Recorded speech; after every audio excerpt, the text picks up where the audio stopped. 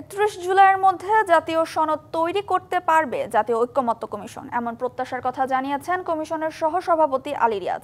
Foreign service একাডেমিতে তত্ত্বাবধায়ক সরকার ও প্রধানমন্ত্রীর একাধিক পদে থাকার বিধান, এই দুই ইস্যুতে রাজনৈতিক দলগুলোর সাথে দ্বিতীয় দফায় ১৫তম বৈঠকে বসেছে কমিশন।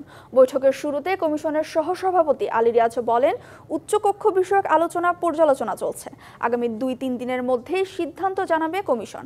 আলী রিয়াজ আরও বলেন, সংস্কার প্রক্রিয়া এগিয়ে নিতে রাজনৈতিক দলগুলোর সহযোগিতা ও আলোচনায় আগ্রহ প্রশংসনীয়, যার ফলে নির্দিষ্ট সময়ের মধ্যেই জুলাই ঘোষণাপত্র করা সম্ভব হবে।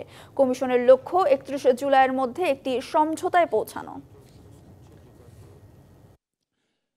প্রস্তাবের ভিত্তিতে একটি সমন্বিত প্রস্তাব দিয়ে নেতৃত্ব দিতে গিয়ে যারা নিজেদের জীবনে এই যে আলাদাভাবে যে কাগজে দেওয়া আছে, এটা সাংগঠনিক দায়িত্ব সত্ত্বেও আপনারা নিয়মিতভাবেই সকলের সংস্কার প্রক্রিয়াকে অগ্রসর করা এবং সময় হওয়া সম্ভব হচ্ছে।